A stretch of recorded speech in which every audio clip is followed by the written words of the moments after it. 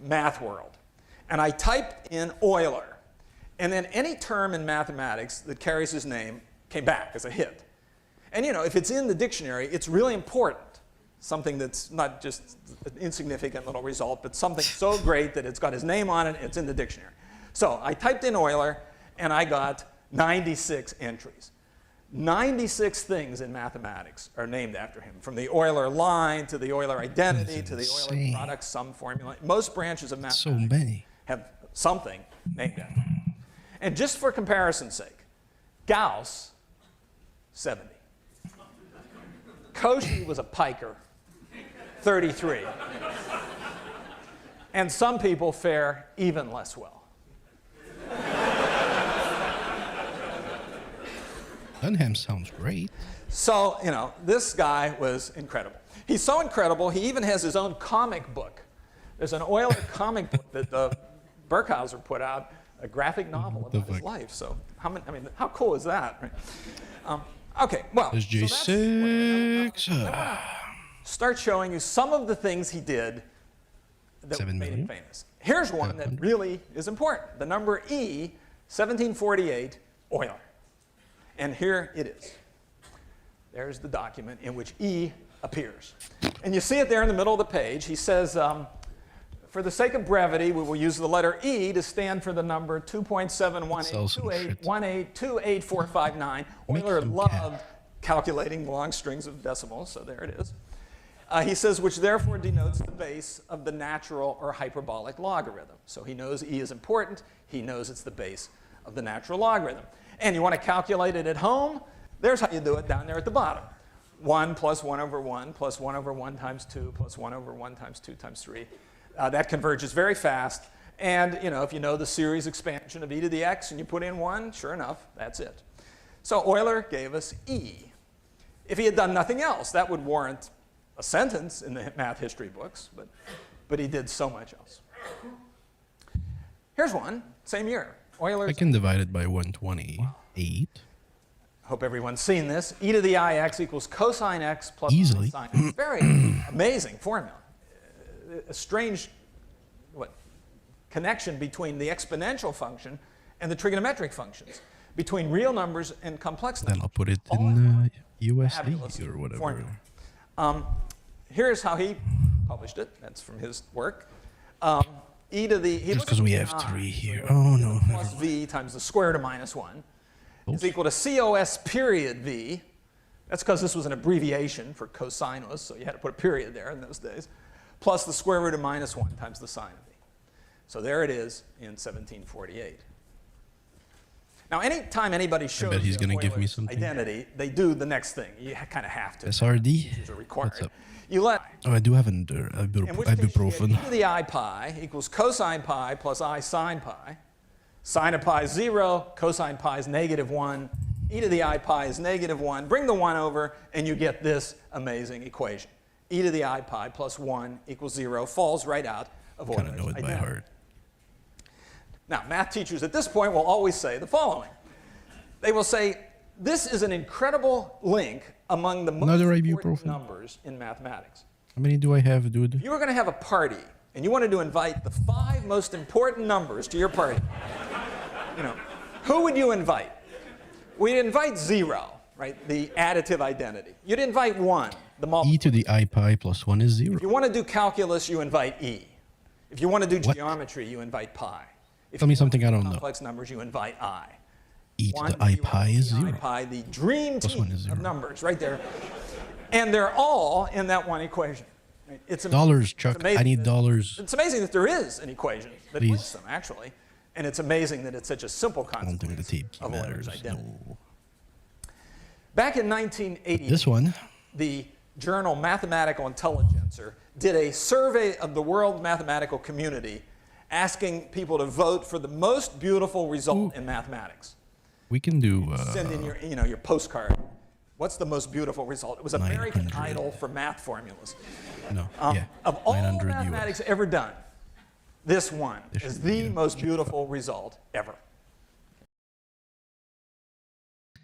Keep playing, man.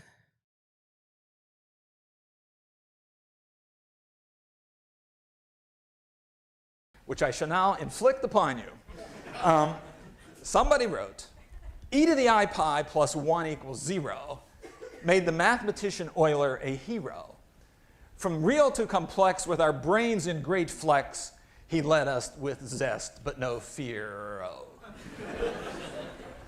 So, okay. So that's something else Euler did. How about this? Euler's polyhedral formula. Okay. 1752, he tells us that V plus F equals E plus 2, where we're talking about polyhedra, Just one. solid figures with polygons as faces, like a cube, and where V is the number of vertices, Take all of this shit. F the number of faces, E the number of edges. And this amazing relationship holds.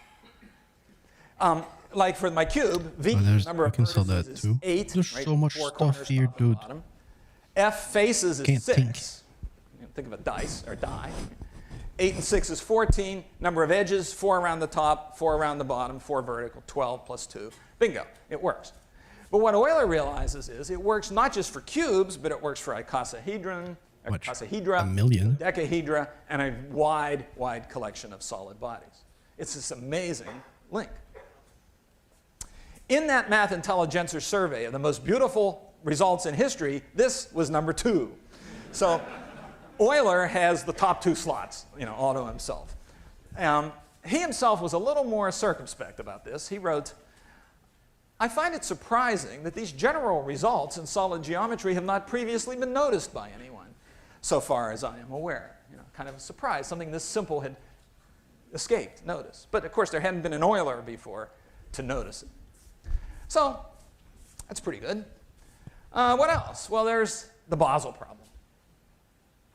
So the year is 1734 when Euler solved Start with this great Scavis and challenge. Teabag. What do you What it think? is, back in 1689, Jakob Bernoulli, who was Johann Bernoulli's brother, Johann being Euler's mentor, challenged the mathematical community to find the exact sum, whoops, got to go over here, of this infinite series. Put my helmet in the back. And he issued the challenge from Basel, where Jakob was, so it became known as the Basel problem. What's I say thank you the to that. exact answer? What is 1/4 You plus a gave me my Zook 19? back. See what we're doing? We're taking the whole numbers, squaring them, What? converting them, adding forever, infinite series. Ow. What's it come out to be?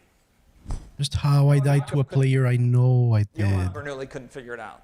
That is insane. It was hard. Nobody could figure it out. They knew it converged.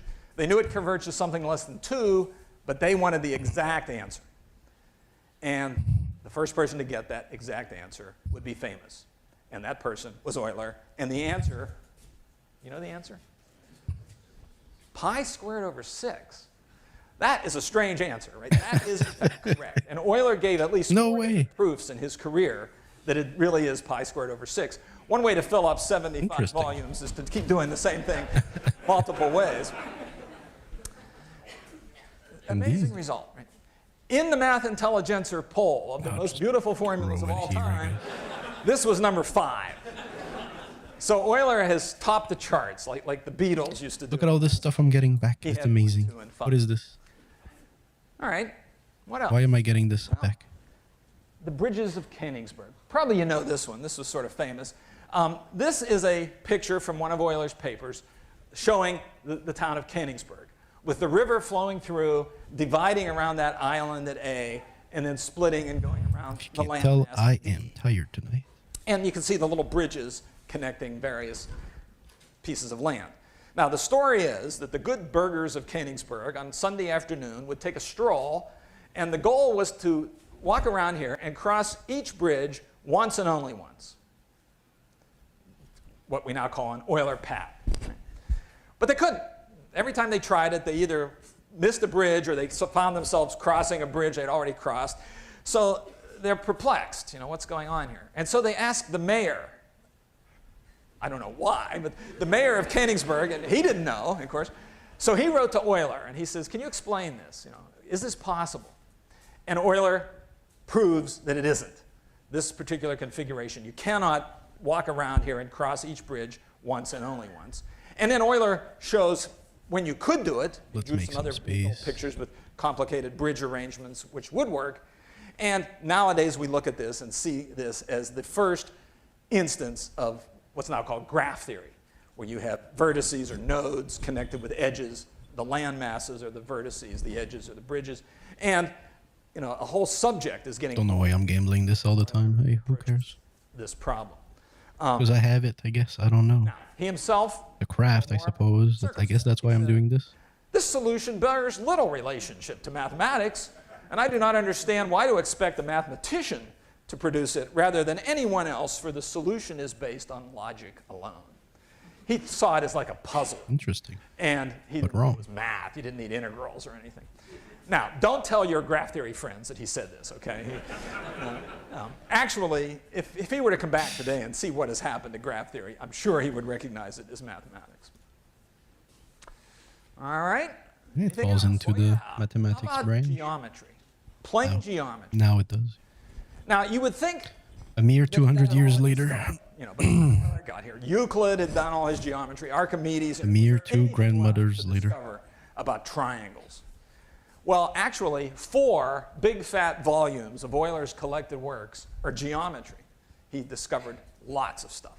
And one of the things he does is the Euler line. And you may or may not have ever seen this, but if you have a triangle, any triangle, it could be isosceles, it could be right, but it needn't be anything special.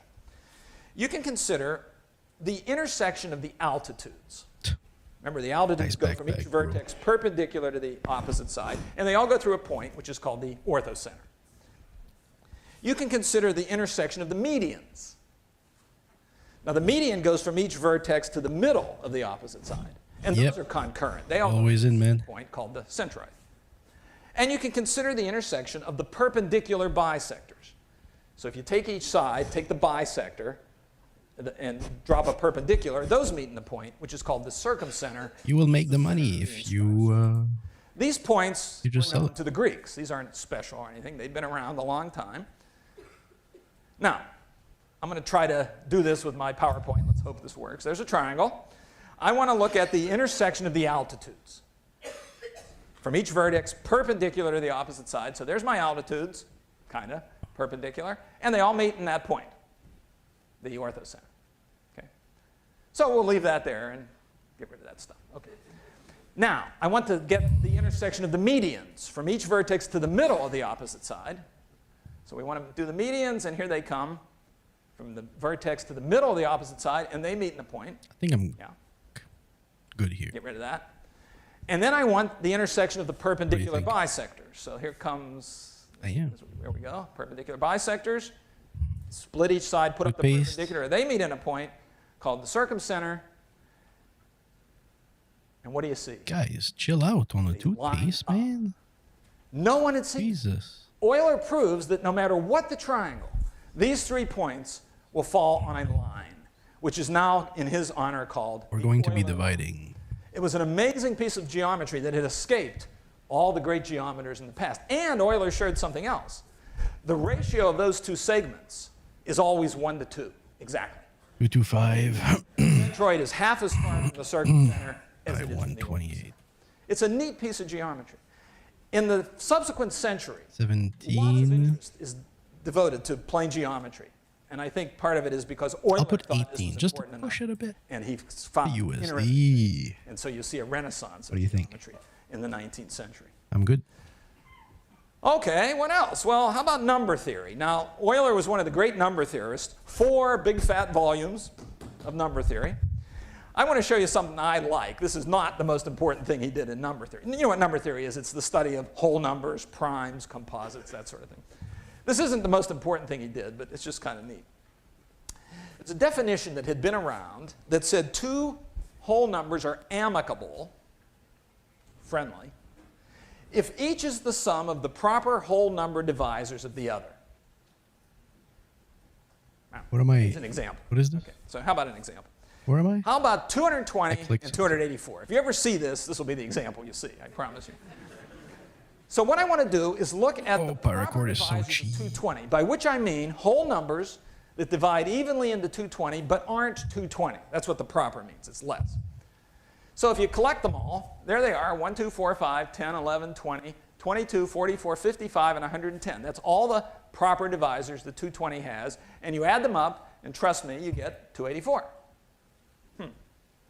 Now you take the proper divisors of 284, all the whole numbers that divide into 284, 1, 2, 4, 71, 142. 284 does, but we don't count that. It's not proper. Add those up, and you get 220. Each of these is the sum of the proper divisors of the other. That's so intriguing. It's totally useless. But it's intriguing, right? If you're a number theorist, you will be intrigued by this strange reciprocity. I have a friend, this is the truth, when he married the love of his life, he gave her a keychain with the number 220 on it, and his has 284 to represent their amicability, their eternal friendship. Oh my God. It's really sweet. Nerdy. That is very nerdy, very, very sweet to you. Now, here comes So a cute. brief history of amicable numbers. It's a short. Mathematicians, dude. The Greeks knew Mathematicians in love. 20 and 284. They knew it somehow. So cute. And remember the Greeks, the Pythagorean philosophy that underlay I mathematics. am sort not of doing this right exalted way. the role of whole numbers, sort of these metaphysical entities. So the Greeks thought this was really spectacular, and they sought another pair, and they could find no others. They couldn't find any more, that's all. Nobody finds any more until the 9th century Islamic mathematician, Tabit ibn Qurra, Hey, it's full. who finds a rule that generates Hey, it's two more full. pairs. Wait, So there was the Greek mostly pair, and he full. found two more. that is so However, cool. this rule apparently didn't make it to Europe after the Renaissance. So the folks in Europe didn't know that Talbot had been down this path. And so they thought there was just one pair. And in 1636, the French mathematician Fermat finds another pair. It's those two, 17,296 and 18,416. The sum of the proper divisors of 17,296 is 18,416, and vice versa. Exercise for the reader. You know, you can check this. Guess what? That was one of Talbot's numbers, What? actually. Fermat had gone down the same path. He didn't know it. In 17th century France, there was a great mathematical rivalry. We are looking Fermat for a and red opponent, key card. This is Descartes. the They hated each other. And The here red is key card. Fermat finding a pair. So now Descartes has to find a pair to prove his worth. And he goes to work on it, and in 1638, he finds that pair. You know, if you really loved your wife, you'd give her a keychain with that number on it. Guess what? That's the other one of Talbot's numbers. These three are the low-hanging fruit of amicable numbers. This guy found a sick case with cards in it. Look at this bullshit. Look at this fucking bullshit. Dude. I don't know what 3 safe keys are doing here, but you're looking at some great key. You got the tape key, the 107. We're looking at 328, 216, 220, 222, 306, 226 on both sides, 308, 203, 205. This is not just a sick case with keys. This is the sick case with keys. For the most part. What a find. What a find.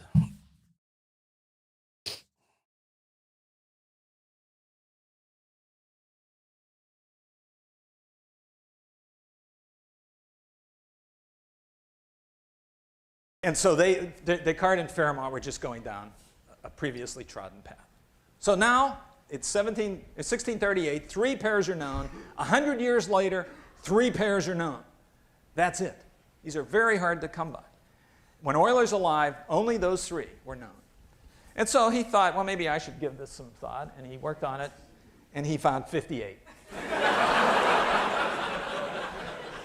In a 1750 paper, he finds 58 pairs. So the world supply went from 3 to 61 with 1 person. Now, this is what Euler would do to a problem. Hello. Yes, sir, man. What? Ouais, ça va, toi. Ça va, tabarnak, ouais. Ah oui? Non. Fatigué, man, j'ai une bière, je suis bon. Je suis bon. Fait chaud. Je sais pas. Oui. Perfect. Ah. As-tu joué un petit peu? Ouais, j'en ai joué une couple, là, jusqu'à minuit, là. Jusqu'à là, ben, là. Good, good. Moi, je viens de rentrer dans une game. Là. Je vais sortir, donner une chance de préparer tes affaires. Là. Checker t'as d'autres choses à faire, probablement. Ouais, j'ai mon backpack, là, j'ai juste un handgun pis une axe, mon body armor, mon helmet. That's it, là. Watch-moi jouer celle-là, au pire. Là. Ah, tu streams-tu, tu sais? Ouais. On l'a même pas. Qu'est-ce que t'étais pas online tantôt? Ah, ça se peut. Je vais checker vite, là. Maudit programme de dessus, des fois, là. Ah, ça suck. Je suis pas online tout de suite, je pense. Non. Non, t'es pas